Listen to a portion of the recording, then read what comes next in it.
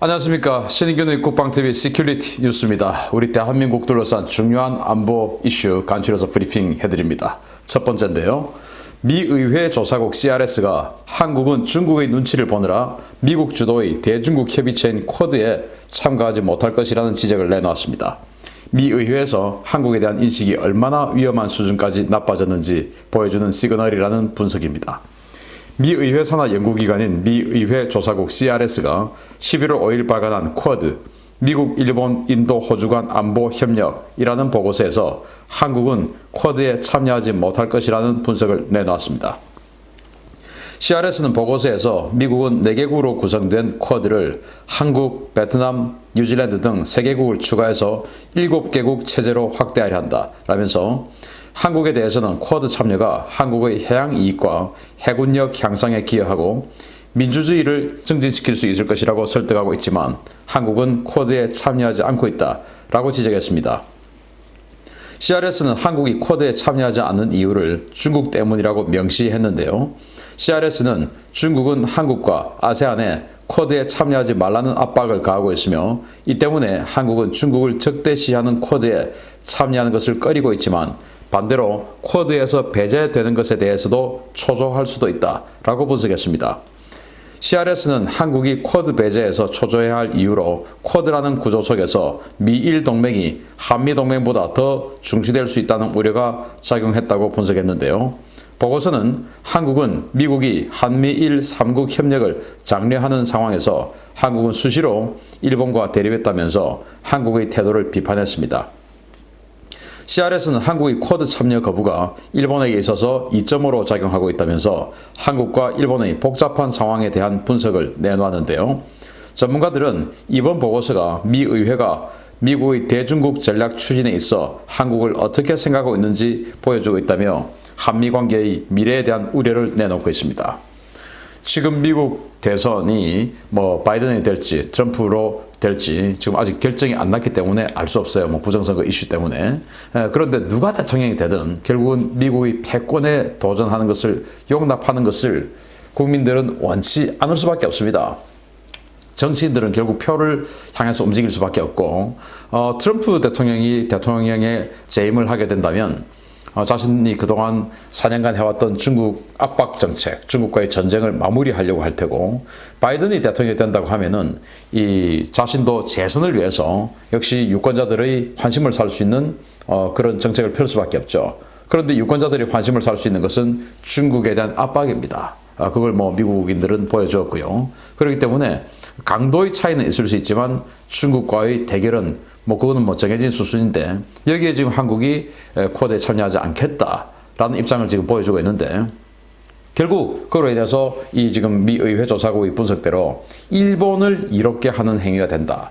지금 말로는 반일 이렇게 이야기하면서 실제로는 친일 행위를 하고 있는 것이 아니냐라고 하는 것입니다.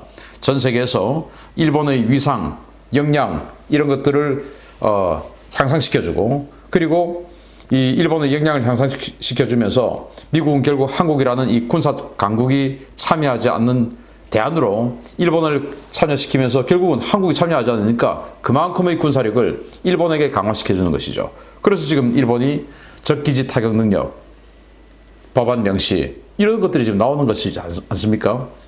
결국 한국은 중국 눈치를 보느라고 친일 행위를 하고 있는 것이다 라고 할 수 있습니다. 정말 줄 잘 서야 됩니다. 두 번째 소식입니다.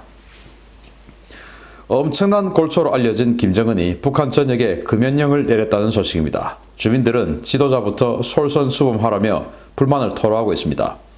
북한이 지난 11월 4일 최고인민회의 상임위원회 전원회의에서 담배 생산과 판매, 흡연에 대한 통제를 강화하는 금연법을 채택했지만 주민들이 반발을 사고 있다고 RFA가 11월 5일 보도했습니다.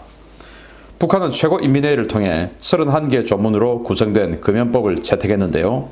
북한 당국이 이 같은 법을 만든 것은 일반 주민들은 물론 중고등학교 학생들의 흡연이 심각한 사회 문제로 인식되고 있기 때문이라고 RFA는 분석했습니다. 세계보건기구 조사에 따르면 북한의 흡연율은 인구 전체의 절반에 가까운 46%로 20에서 30% 수준에 불과한 다른 나라들에 비해 대단히 높은데요. 이같이 높은 흡연율 때문에 북한은 국내 생산도 모자라서 매월 중국에서 200만 달러어치의 담배를 수입하고 있는 것으로 전해졌습니다.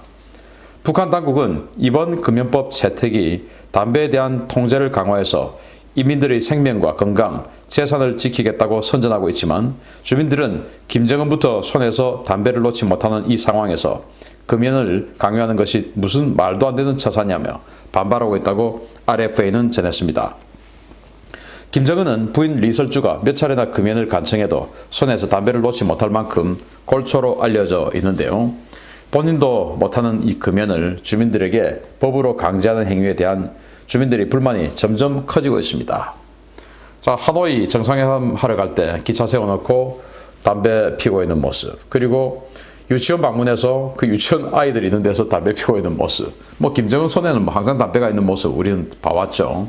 그런데 북한이 지금 흡연율이 너무 높아서 안 그래도 달러가 부족한데 매월 중국에서 200만 달러어치의 담배를 수입한다 이겁니다. 한 갑당 1달러로 친다면 200만 갑씩 매월 수입하고, 그게 이제 1년으로 치면 2,400만 갑을 중국으로부터 수입한다는 건데, 이거 굉장한 지출이죠, 북한 입장에서는. 자, 그런데 46%의 흡연율 중에서 청소년 흡연율이 너무 높다라는 거예요. 그래서 이 금연법에 의해서 청소년 일체 담배 피면 안 돼라고 정하고, 그리고 이제 성인들도 이 쿼터를 정해가지고 예를 들어서 하루에 한 갑 이하라든지 이런 식으로 담배 필 수 있는 양을 제한한다는 겁니다. 자기는 하루에 두 갑, 세 갑 막 피면서 일반인들은 못 피도록 제한한다. 물론 건강 때문에 안 피는 거 다 좋지만 이제 담배에 중독되어 있는 사람들은 그게 불만일 수 있죠. 우리나라도 마찬가지 아니겠습니까? 그렇기 때문에 이제 그 불만을 토로하는데, 우리가 5년 전으로 돌아갔을 때 당시 박근혜 대통령이 이 금연을 확산시키기 위해서 담배값을 2,000원에서 2,500원인가 해서 4,500원으로 올렸죠. 그게 이제 많은 흡연자들의 민심이 돌아서는 결정적인 계기가 되었었는데, 사실 그때 저는 한 10,000원 정도로 올려야 되는 것이 아니냐라고 생각했었어요. 왜냐, 미국이나 이런 선진국 가면 말보로 담배 한 갑 10달러 넘습니다. 그러니까 우리도 10,000원 정도는 해야 이게 정말 금연 유발 효과가 있는 것이지, 4,500원 이거는 효과도 크게 없을 것이다, 오히려 반값만 살 것이다 라고 생각을 했었는데, 아니야 다를까 실제로 그런 효과가 나왔죠. 그런데 어쨌든 이 흡연자들에게 일선에 이런 말이 있습니다. 저는 마약 같은 거 안 해봤습니다만은 히로뽕이나 이런 마약보다도 더 중독성이 강한 것이 담배다 라는 그런 말씀을 하시는 분들이 있어요. 저도 사실은 담배를 피웠었는데 2003년도 2년도 이때 이제 끊었어요. 제가 끊었는데 참 힘이 들었습니다. 그런 중독성 가진 이 담배, 이것에 대해서 북한 인민들이 이제 김정은에게 굉장히 큰 불만을 가질 것이다. 참고로 이제 우리 대한민국의 흡연율은 18에서 25% 왔다 갔다 한답니다. 특히 이제 우리 대한민국 청소년과 여성들의 흡연율이 지금 계속 상승하고 있어서 이 전체적인 흡연율을 떨어뜨리지 못하고 있는 이제 그런 상황이고, 남성 흡연율은 많이 떨어졌다고 해요. 그리고 일반 선진국들은 15에서 18% 정도의 흡연율이라고 하는데, 우리도 빨리 선진국 수준으로, 선진국이라면 그 정도 수준도 돼야 되지 않겠습니까? 청소년들, 그리고 여성들, 특히 이제 임신하고 태아에게 상당히 안 좋다고 하니까 담배 다 끊읍시다. 김정은도 끊읍시다. 세 번째 소식입니다. 현 정부 들어 전후방이 뻥뻥 뚫리고 있습니다. 이번에 북한 주민에게 뚫린 22사단은 과학화 경계 장비의 센서 감도를 크게 낮추어 북한 남성이 철책을 넘어 남하하는 것조차 몰랐다는 사실이 드러났습니다. 지난 11월 3일 북한 남성이 강원도 고성군 22사단 56연대 지역의 철책을 넘어 남하할 당시에 해당 부대는 센서 감도를 사실상 꺼놓았던 것으로 확인됐습니다. 아주경제가 11월 6일 보도한 내용에 따르면 22사단은 강풍과 동물에 의한 센서 경보가 자주 발생하자 이러한 오경보로 인한 출동 소요를 줄이기 위해 센서 감도를 크게 조절해 놓고 있었던 것으로 확인됐습니다. 이 광망 센서는 센서가 흔들리거나 적이 침투를 위해 철조망을 누르거나 훼손하면 경보가 울리도록 되어 있는데요. 이번 사건에서는 북한 남성이 윤형 철조망을 누르고 넘어왔는데도 불구하고 경보가 울리지 않았습니다. 군 조사 결과 22사단은 평상시 철책 인근의 동물이나 강풍에 의해 센서가 자주 경보를 울리자 불필요한 출동을 줄이겠다고 센서 감도를 일부러 크게 낮춘 것으로 전해졌는데요. 이 때문에 이번 철책 훼손과 월남을 탐지하지 못한 것으로 드러났습니다. 이러한 센서 감도 조절 행위는 지난 7월 18일에 있었던 강화도 월북 사건 당시 해당 지역에서도 발견됐는데요. 적의 침입에 대비해 설치한 센서를 출동하기 귀찮다고 제멋대로 감도를 조절해 놓고 있는 이 같은 행위, 도대체 군대는 뭐하러 있는 것인지 모르겠다는 국민적인 분노, 우려가 커지고 있습니다. 참 한심하죠. 이 센서, 자 여기 보시면 이게 철책인데 이제 수직 철책이 있고 Y자 철책이 있습니다. 이 Y자 철책에 이제 그물 같은 것이 막 있지 않습니까? 이게 전부 다 센서입니다. 전부 다 이게 다 센서예요. 여기 아래에서부터 Y자까지 센서고, 그리고 이 Y자에 윤형 철조망, 이 회전형 철조망을 완전히 감아놨습니다. 감아놨고, 과거에 22사단 노크 기순할 때 여기에 있는 이 철책이 있습니다. 여기와 여기 Y자가 시작되는 이 부분이 비어 있었어요. 그게 한 15cm 정도 되는데 그 15cm 되는 요 사이로 북한 노크 기순한 장병이 넘어왔습니다. 그래서 군에서 실제로 이거 되는지 해봤는데 한국군은 못 넘어갔어요. 그런데 이제 북한 그 현장 검증 해보니까 북한이 또 넘어온 겁니다. 그 정도로 이제 북한군 말라가지고. 그래서 그 22사단 노크 기준 사건 이후로 이 15cm 떨어진 이 지역까지 완전히 없앴어요. 지금 보시다시피 틈이 하나도 없습니다. 그래서 저도 현장에 이 22사단뿐만 아니고 정말 이 전방에 있는 대부분의 사단에 다 가봤습니다. 그런데 제가 봤을 때는 이거는 진짜 절대로 못 넘겠다라고 생각했는데, 그것은 규정대로 했을 때는 절대로 넘을 수 없는데, 이런 식으로 22사단처럼 센서를 꺼놓거나 거의 끄는 것에 필적할 만큼 줄여놓으면 넘어오는 것이죠. 왜냐?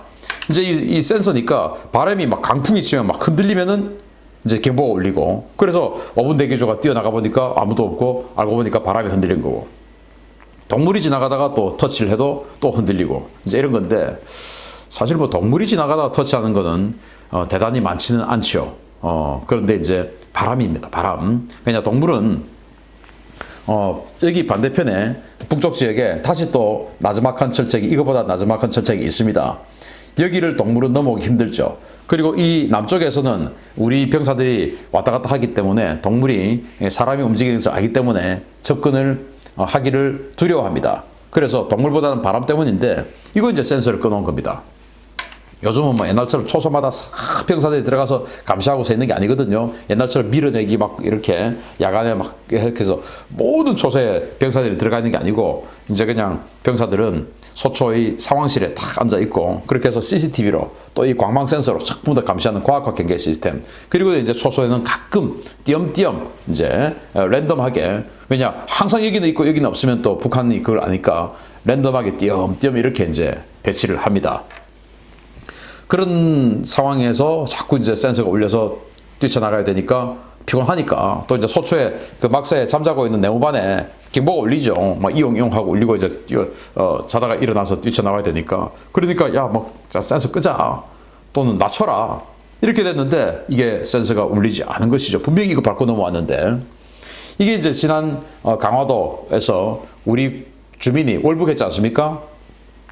탈북자가 월북했지 않습니까? 거기도 마찬가지였습니다. 센서가 작동하지 않았습니다. 이걸 넘어갔는데, 그건 뭐냐?